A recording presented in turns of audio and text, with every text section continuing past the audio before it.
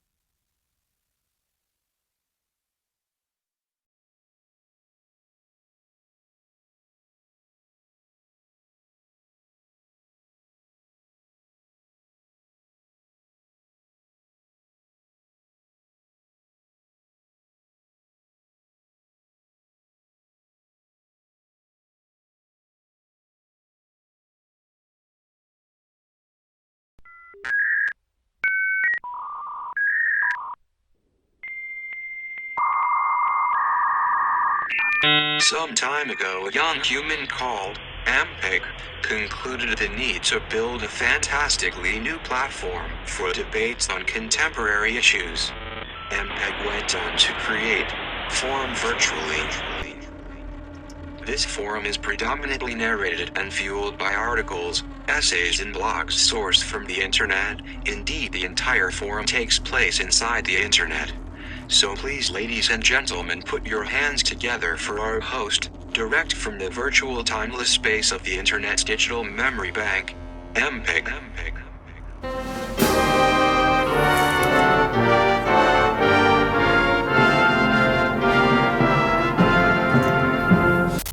Hello?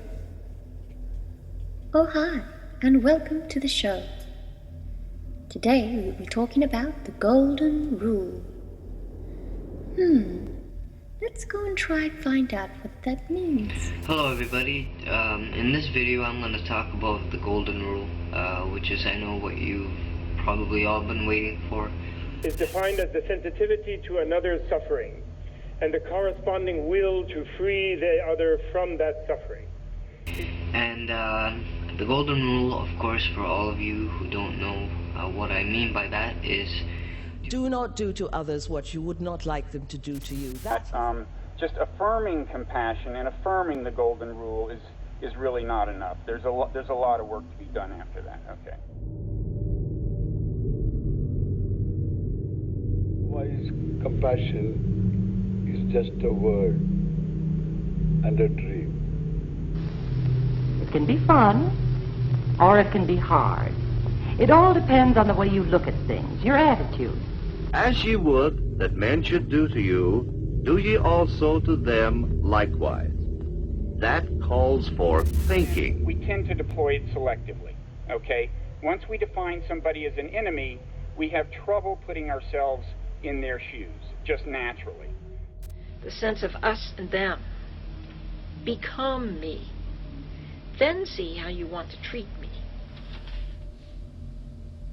Mr. Stanislavski, I believe there's something you'd like to add. Вот слушайте, значит, вы сейчас что вы делали, когда начали играть? Вы The приспособляли? Stanislavski method, of course, asks, how would I act if I myself were in such and such a predicament? The situation, rather than the personality, is the thing to be imagined. But as a calisthenic, it is beautiful, since thinking oneself into some unfamiliar situation as oneself is a step directly toward being able to imagine oneself into somebody else's skin. Finally, not only is the guilty duties manually, since the criminal will argue for this reason against his punitive judges, etc.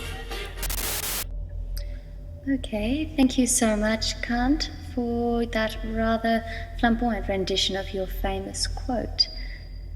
Computer, have you found anything that could perhaps clarify this for us? I think we're still a little confused. Why, of course, Ampeg. Let me see. Ah, yes, here we are. None of us probably want to go to prison, but we all think that there are some people who should go to prison, right? So none of us really extends the Golden Rule in truly diffuse and universal fashion. We have the capacity to carve out exceptions, put people in a special category. So it's these exclusions to the Golden Rule that amount to a lot of the world's trouble. And Suppose James Wolfensohn, president of the World Bank, falls into the canal in Amsterdam and starts to drown in front of me. I would not rescue him. Yet if I fell into the canal, I would want to be rescued. So the Golden Rule is clear. If I follow it, I should rescue him. But if I pull Wolfensohn out of the water, I may be disregarding the interests or preferences of millions of people in Africa. They might be better off if he drowns, or they may simply want him dead for what he has done to them. This is the most obvious inherent failure of the Golden Rule. It contains no provision for transference of perspective to third parties.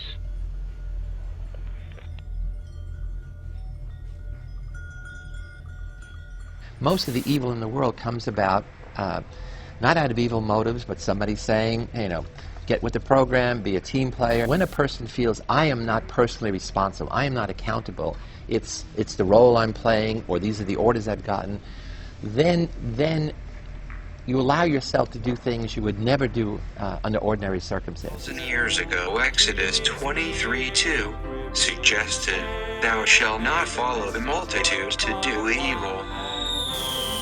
It contains no provision for the transference of perspectives to third parties. The Golden Rule implies that I should transfer my perspective to the person standing in front of me, the person affected by my action. But MPEG, what do you think of the Golden Rule? Well, I went down in the river to pray, studying about the good old way. Who shall wear the starry crown? Good Lord, show me the way. Oh, sinners, let's go down. Come on down, let's go down. Come on, sinners, let's go down. Down by the river to good old way. I went down in the river to pray, studying about the good old way. Oh, shall wear the robe and crown, good Lord, show me the way. Come on, sinners, let's go down, down by the river to pray.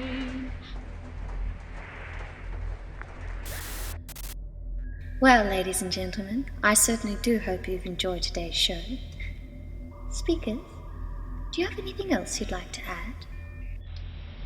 It takes energy and time to calibrate conscientiously as much as you may need to know about somebody else's situation in order to decide how best to treat that person, or how to judge him or her justly. And after all that, you may still lack crucial facts. Your imagination may leap short. But it's the closest we can come, I think, to one another and to an ethical stance in the world. To discover compassion, you need to be compassionate. In the end, To do two things: educate and stimulate compassionate thinking. one going to take a pointed stick to pinch a baby bird should first try it on themselves to feel how it hurts.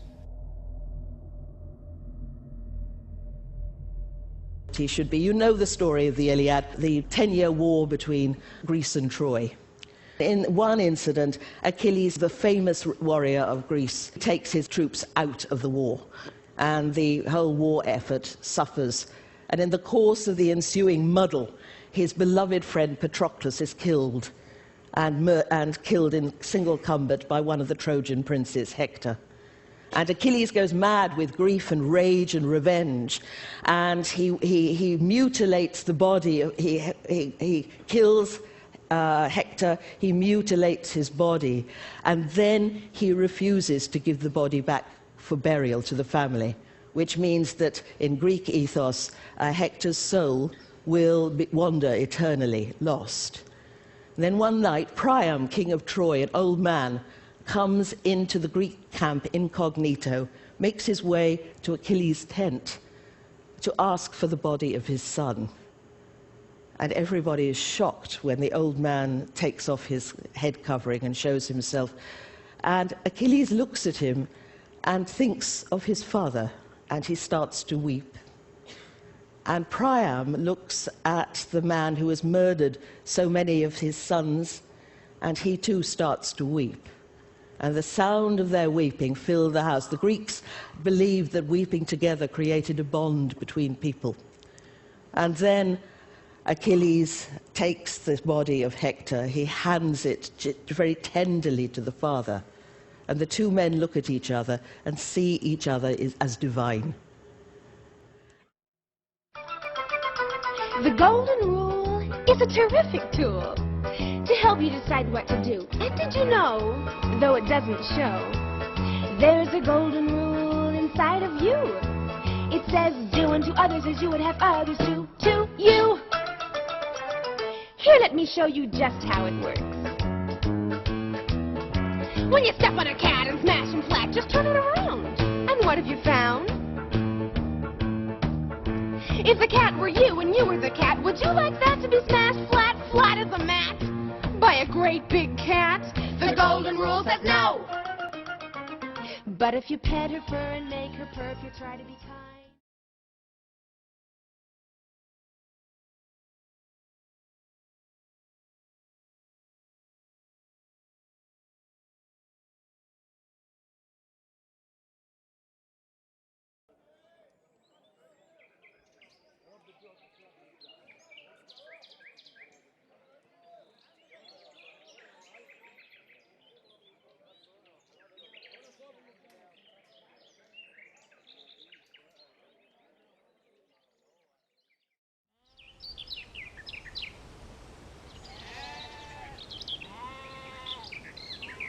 Aradella was a girl who lived long, long ago in a small farming village where everything was just so. Everything was just so until the day it came, where a traveller did tell her of adventure, glory and fame.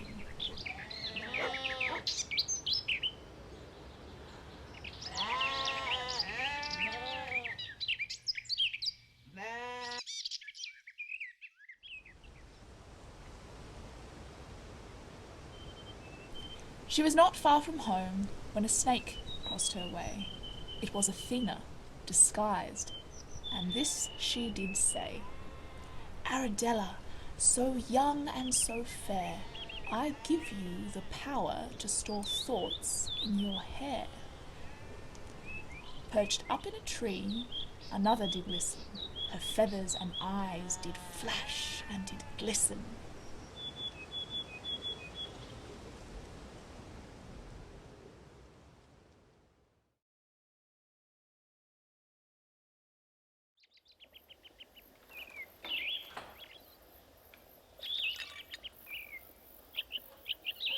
Aradella first found a hamlet of clay. They taught her to potter, to weave all the day.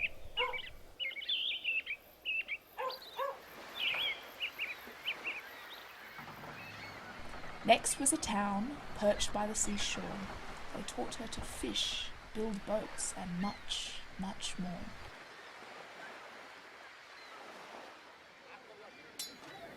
Then was a city built high and with stone. They taught her to mine, to smith, and to hone. Aradella had then grown wise beyond her years. The feet of her learnings fell upon jealous ears.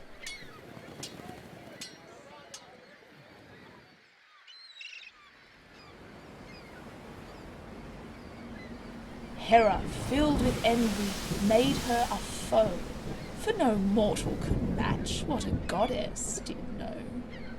Aradella watched a storm, distant and out to sea. She knew Hera was coming, so homeward she did flee. Hera's rage was intense, the pursuit lasting weeks. She destroyed towns in her wake. Aradella's tears wet her cheeks.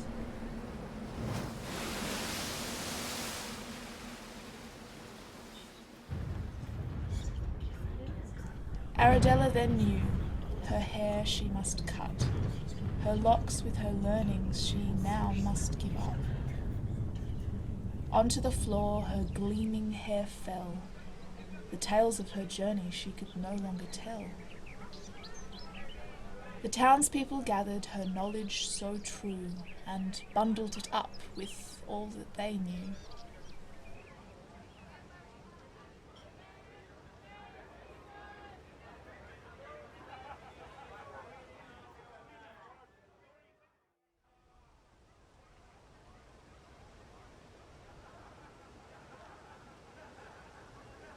The crowd they did cheer, for knowledge each gained. Aradella was now alone, her hair she had maimed. All that was hers, now it was not. The people possessed what she had forgot. She knew she had seen such flowers before, but couldn't remember anything anymore.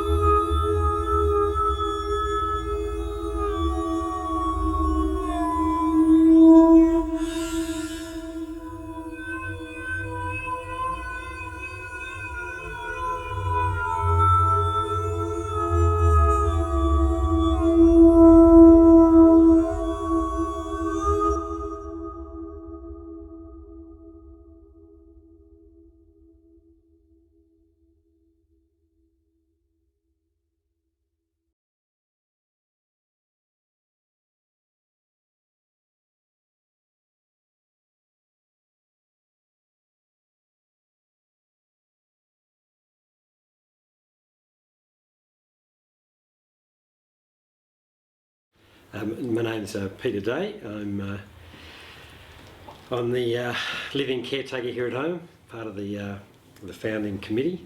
I'm the co-chair of Home in Queanbeyan. I'm a Catholic priest. Previous to that I was a sports journalist. Is that what you want? Yeah, and why the change from sports journalist to Catholic priest? Oh look, it was a long process. I describe the journey to priesthood as a similar to falling in love. I suppose it's just a case of opening doors, and as one opened, I had to go to another door, and slowly, things progressed. But I suppose in terms of priesthood, what was central was my experience of the streets of inner Sydney and coming across people who were battling homelessness and particularly mental illness, and that kind of resonated for me as a person who called himself a so-called Christian, but I don't even like that word much. But for me, Christianity is about washing feet, particularly those of people who are, oppressed or overwhelmed by poverty or sadness or whatever. Not to rescue them, but just to walk alongside them and let them know through gentle caring that they have value and dignity, and that they are worthwhile. Okay, so if you just want to tell me your name and a little bit about yourself. Yeah, my name's Murray Kelly. I just came here from the hospital where I'd stayed for about 3 months, and I'm just settling in here, and I've just been moving all my stuff in, and part of the, I suppose, the recovery process, just moving out of home, and just getting my own little space, and setting some goals and stuff, and settling in. Yeah. How are you finding it here? Good. It's a really nice place, and a nice community, and they do a lunch each day at 12 o'clock, which is really nice, and good food. So it's really good, and really helpful and stuff. And do you get on well with the other residents, or are you quite sort of separate? Yeah, I get on well. I'm separate, but like in my own little space. But it's a very sociable place, so there's plenty of chances to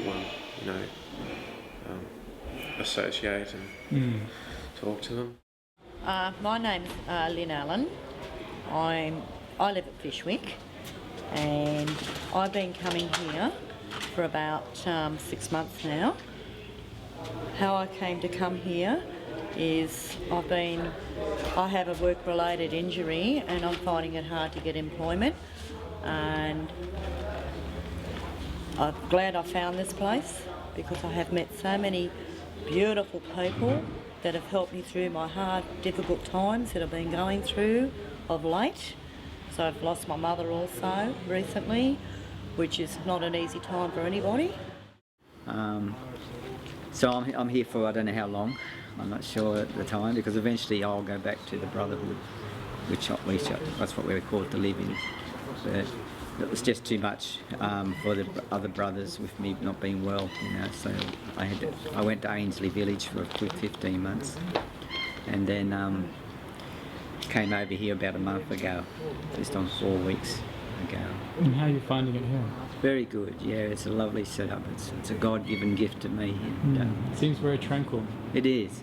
I think it's going to get a bit hot in here in the summer. It's a closed area, but the summers aren't that long here anyway, not like other places, sort of. But yeah, everyone's amazing how God's had people donate things to me. The only thing I've brought is a TV area. All the other furniture was given to me. Okay. Well, I'm Steve Gallagher. My middle name's Patrick. I come to St Benedict's sometimes. I live in front of Michael, and I come up to St Benedict's and help Susie and all them out. It's like a home. And then we've got Home in Queanbeyan here. They built for people with illness and all that stuff from there, and then people that come here that work and all that stuff there, and I think, no, that's about all. What do you do during the week to keep you busy? At home, I sometimes do the garden, sometimes I do some washing, I go running sometimes, I do exercise on the Tuesday. You make long-standing friendships here, you always have that communication, accessibility to services, always someone to talk to. And in Queanbeyan itself, even Canberra, there was no place that would surpass the Benedicts. In conjunction with a whole range of government instrumentalities and so forth, it is extremely good. Do you think the community is a big influence in how successful this has been? Do you think Queanbeyan's really gotten behind the project? I would like to think so, particularly certain individuals who promote what St Benedict's is really about, and it's community-based. The community should, in all honesty, support St Benedict's in its fullest capacity to so that these services do not die out, that the people that come here realise that the community at large is behind this service provider, and that's what it is. It needs people, it needs volunteers, it needs that support to make it function long-term vision. Well, how's the job hunt going? You mentioned last week that you were having some more shifts at the restaurant, is that? Yeah, but that's not happening now. I've only done 2 shifts there. They haven't even bothered contacting me. My Centrelink benefits have been cut off now because I'm expecting a payout and I haven't even received it yet, so I'm not receiving any income. Oh, that's a shame. Yeah, so I'm sort of battling a bit at the moment. So what's your name and how long? Lionel Williams. Right. And how long have you been involved in the home? I've been involved here off and on. This place has been going good for people. When people are homeless or need a feed, it's Benedict's home in Queanbeyan. Yeah. It's people get homeless and people get sad and people get hurt. And have you made friends in the time? Yeah, I have. Yeah. I take everyone to my heart, and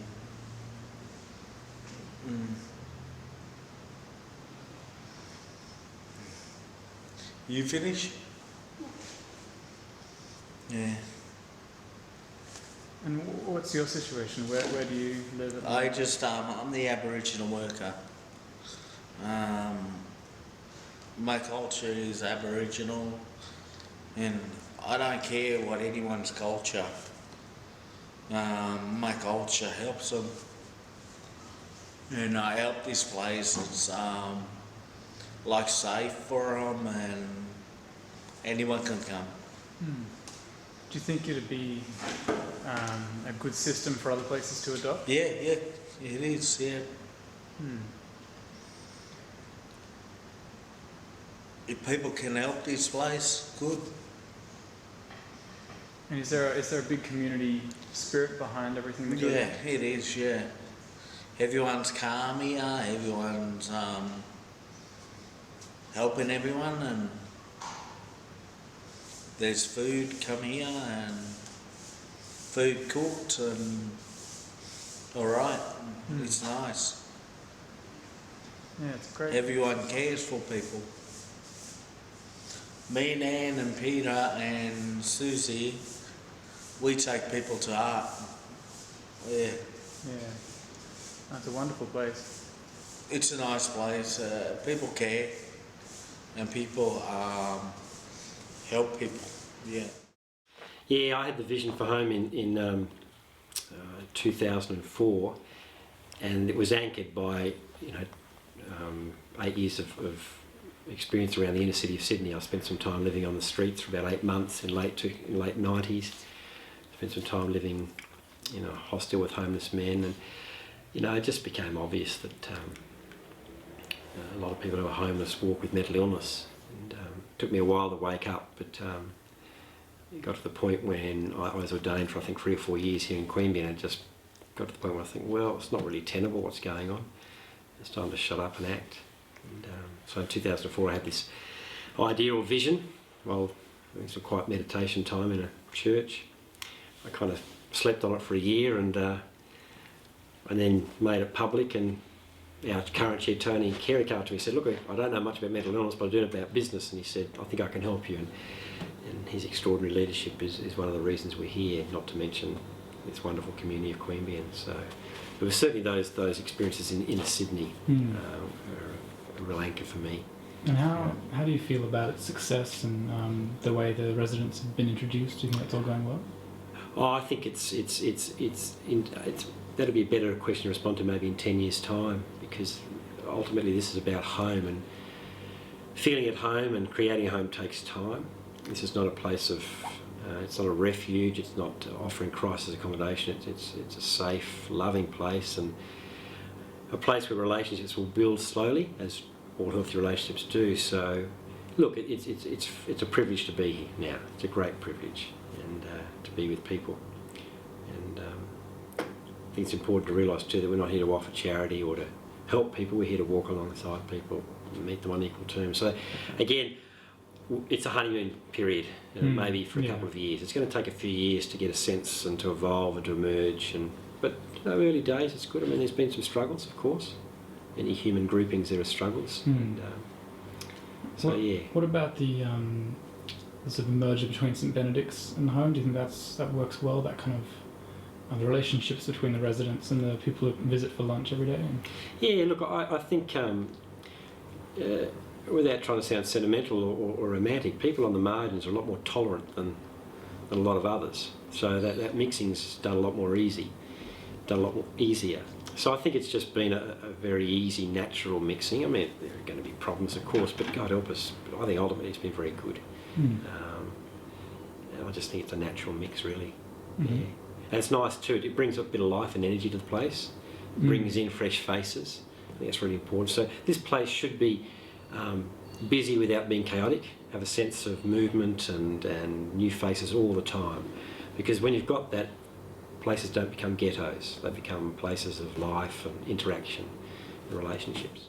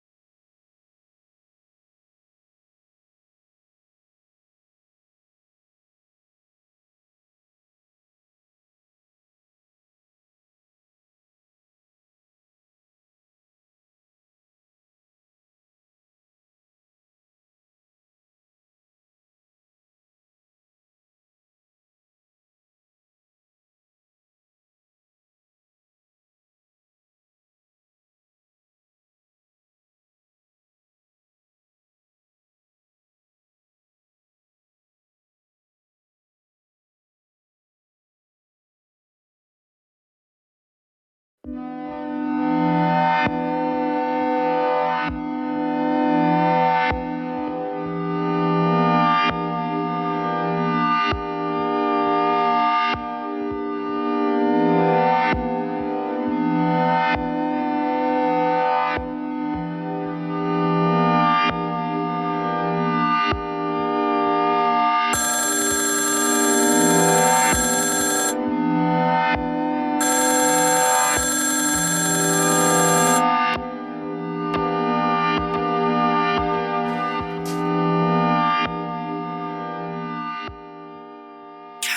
you're not safe at home. Meet me at the railway line. I'll look after you. I will.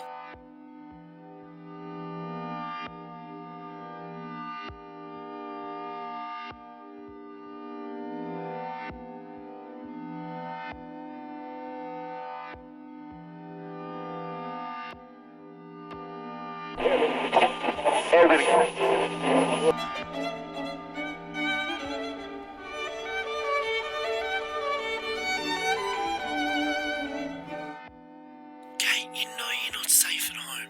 Come and meet me. Wear the dress that I picked out for you, and draw a note on the mirror where it will be seen. You have to trust me. I've always looked out for you, and you know it.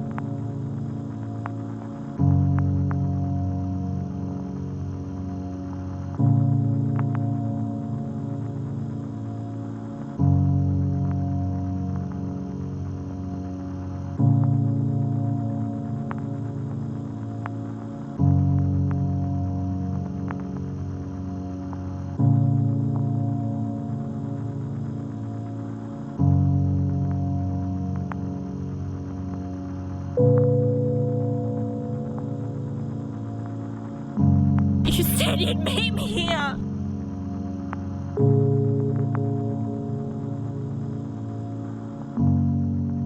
My daughter Kate has been missing for 3 days. She hasn't taken her medication.